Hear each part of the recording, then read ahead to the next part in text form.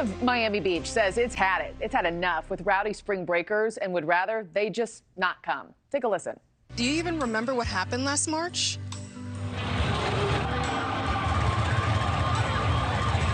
That was our breaking point, so we're breaking up with you. So this message comes a year after Miami Beach had to declare a state of emergency following 2 deadly shootings there. This is the 3rd year of emergency measures, and some residents, businesses, city officials are fed up with the chaos, saying enough is enough.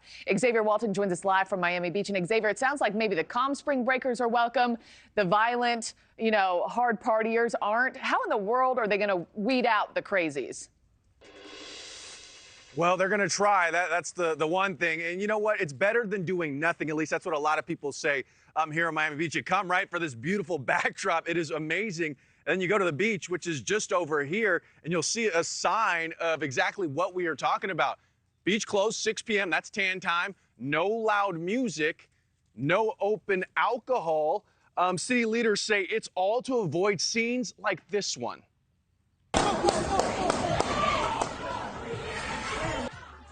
So in recent years, things have gotten out of hand, just like you saw there, flat out dangerous, deadly in some cases. Mark, you just mentioned this, 2 fatal shootings in Miami Beach during spring break. This was last year. Authorities say they arrested nearly 500 people. But that's why city leaders have issued, some of the toughest restrictions for spring breakers in the last 5 years. Here's some of those restrictions now. $100 flat rate parking fees. Towing fees for non-residents, that's going to be doubled to $516.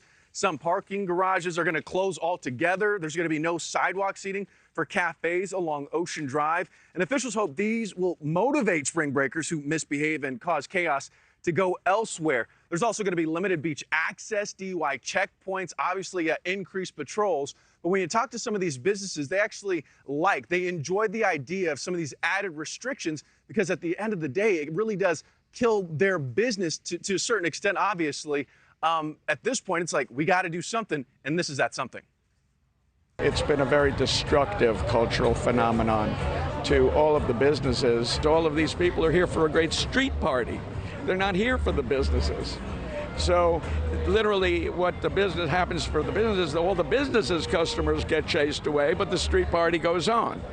And that's the problem.